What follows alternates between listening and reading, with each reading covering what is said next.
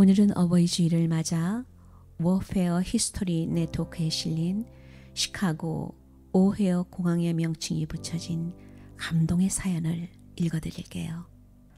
첫 번째 이야기가 이렇게 시작됩니다. 아주 오래전의 일로 알 카포네가 사실상 시카고를 소유하고 있었을 때의 이야기였는데요. 알 카포네는 영웅이 아니죠.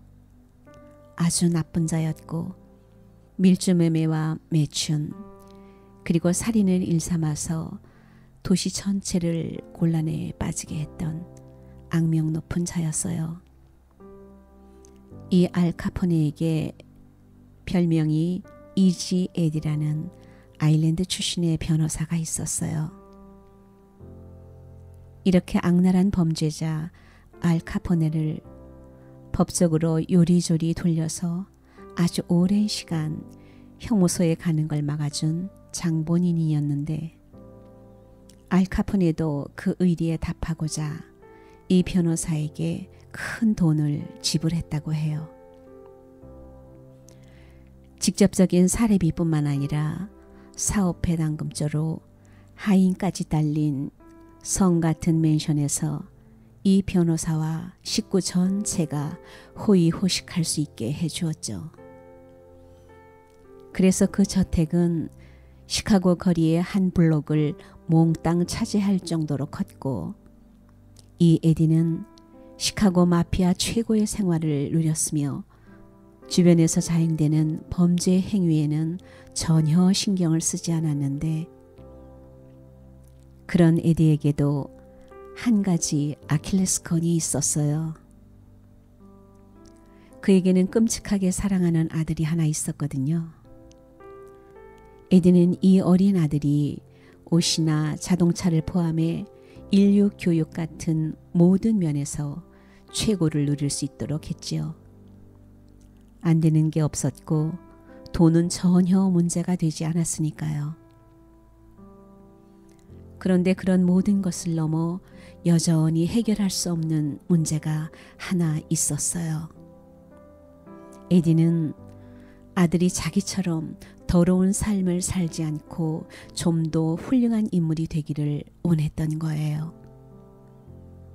그래서 그는 자신은 조직범죄에 관여하고 있음에도 불구하고 에비덴자로서 아들에게 옳고 그름을 가르치려고 했는데 이런 에디가 사랑하는 아들에게 가장 물려주고 싶었지만 그로서는 불가능했던 인생의 두 가지가 있었어요.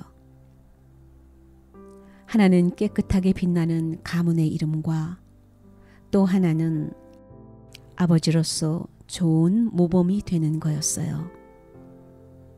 그래서 어느 날 아주 어려운 결정을 내렸지요. 시카고 당국에 알 카포네의 죄를 모조리 고발하고 이제까지 저지른 자신의 잘못을 고백해서 그 더러운 이름을 벗어 던져버린다는 거였는데 이렇게 마피아 두목을 고발하면 반드시 치러야 할 대가가 있을 걸 알면서도 결국 에디는 증언을 하고 말았어요. 아들에게 깨끗한 이름을 남겨주는 것이 끝도 한도 없이 줄 수 있는 돈보다 훨씬 더 중요했으니까요. 그래서 사법 당국을 찾아가 알 카포네의 범죄 사실을 다 진술했고 이것으로 더럽혀진 자신의 이름도 깨끗이 할 뿐만 아니라 사랑하는 아들에게 정의감을 심어주려 했는데 에디는 이 증언의 대가가 얼마나 클지도 알았지만 그 무엇보다도 아들에게 모범이 되고 싶어 했고 아들에게 그것을 유산으로 남겨주고자 했던 것이죠. 이 에디의 증언과 자료 덕분에 당국은 오랫동안 잡지 못했던 범죄 조직의 수괴를 탈세로 걸어 구속할 수 있었고 시카고는 드디어 안전한 도시가 되었어요. 하지만 그 해가 끝나기 전에 변호사 이지 에디는 시 외곽의 외딴 거리에서 총알 세례를 받고 생을 마감하게 되었어요.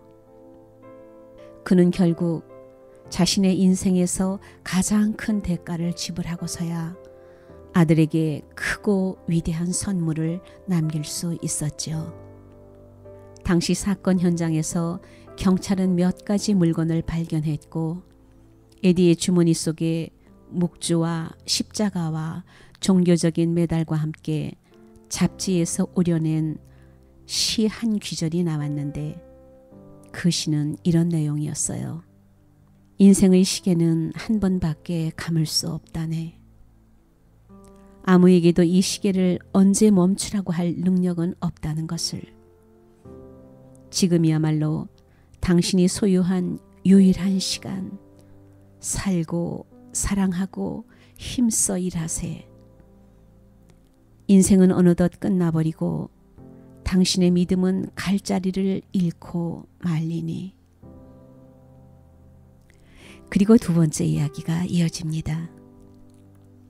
제2차 세계대전은 수많은 영웅을 탄생시켰는데 그 가운데 한 사람이 부치 오헤어였어요.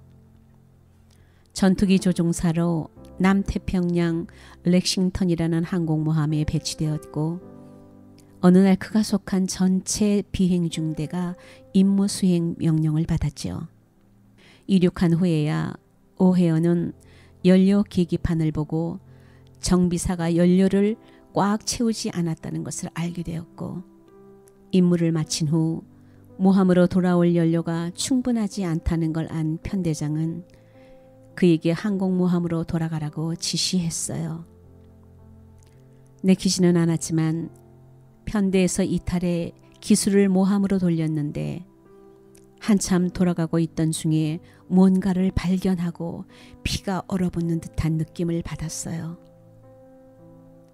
적국인 일본의 비행 중대가 저고도로 미국 함대를 향해 날아가고 있었는데 아군 전투기들을 모조리 출격해서 남아있는 게 없었으니 함대는 거의 무방비나 다름없던 상태였고 소속 편대에 연락을 해도 돌아갈 함대를 구할 시간도 없었어요.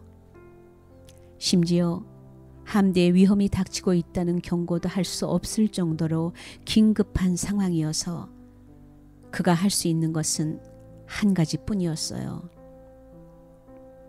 어떻게든 함대를 향하고 있는 일본 비행 중대의 기술을 돌리게 하는 거였는데 자신의 안위 같은 생각은 아예 제쳐두고 오헤어는 일본 비행 편대를 향해 하강했어요. 날개에 탑재한 50인치 기관포를 내뿜었고 기습에 놀란 적기를 한 대씩 차례로 공격했는데 적의 무너진 진영 사이를 누비며 탄알이 다 떨어질 때까지 될 수 있는 한 많은 적기의 총탄을 퍼부었고 수적인 열세를 아랑곳하지 않고 공격을 계속했어요. 될 수 있는 대로 많은 적기에 피해를 주려는 생각에 탄약이 떨어진 뒤엔 돌진까지 해가며 최소한 날개나 꼬리를 날려버리려고 애를 쓰면서 필사적으로 일본 비행 중대가 미군 함대에 이르지 못하도록 모든 방법을 다 동원했어요. 마침내 상황이 좋지 않다고 판단한 일본 항공편대는 기술을 돌렸고 오헤어는 안도의 한숨을 내쉬며 누더기가 된 자신의 전투기와 함께 항공모함으로 겨우 돌아올 수 있었어요.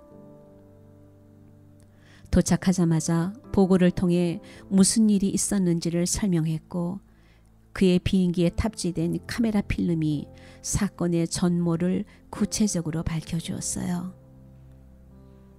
오헤어는 혼자서 총 5대의 적기를 파괴했고요. 좀 지나서의 일이지만 그는 이 일로 인해 영웅으로 인정돼 국가가 주는 최고 무공훈장이자 가보로서 대대로 물려주는 영광인 의회 명예훈장을 받을 수 있었어요. 그리고 오헤어는 훈장 수여 1년 뒤에 벌어진 한 공중전에서 분투 끝에 장렬히 산화하고 말았어요. 그의 고향인 시카고 사람들은 2차 대전의 가장 위대했던 영웅 중 한 명의 기억이 그대로 사라지는 것을 용납하지 못했고, 그래서 일리노이는 물론 중서부에서 가장 큰 국제공항에 그의 이름을 붙였습니다.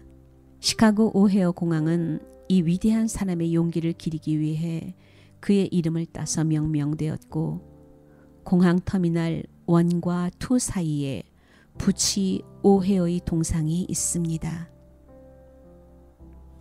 그나저나 지금쯤 이 이야기를 듣고 있는 분들은 첫 번째 이야기와 두 번째 이야기가 서로 무슨 상관이 있는지 의아해 하시겠죠? 이 두 이야기가 무슨 관계가 있을까요? 이런 위대한 전쟁 영웅 부치 오헤어는 다름이 아닌 알 카포네를 고발해 일망타진케 한 변호사 이지 에디가 그토록 끔찍이 사랑한 그의 아들이었어요. 자신은 범죄자의 더러운 돈으로 치부하며 살았어도 아들에게만은 명예로운 아버지가 되고, 아들도 그런 삶을 살도록 목숨까지 내걸었던 아버지의 희생이 결코 헛되지 않아서 그 열매로 모든 사람들이 영원히 흠모할 만한 전쟁 영웅으로 아들이 세워졌다는 사실입니다.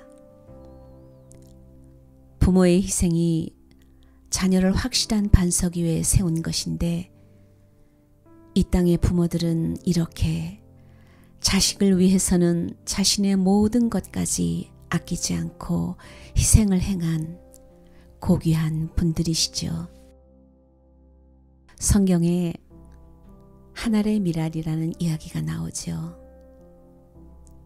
한 알의 미랄이 땅에 떨어져 죽지 않으면 한 알 그대로 있고 죽으면 많은 열매를 맺는다고요.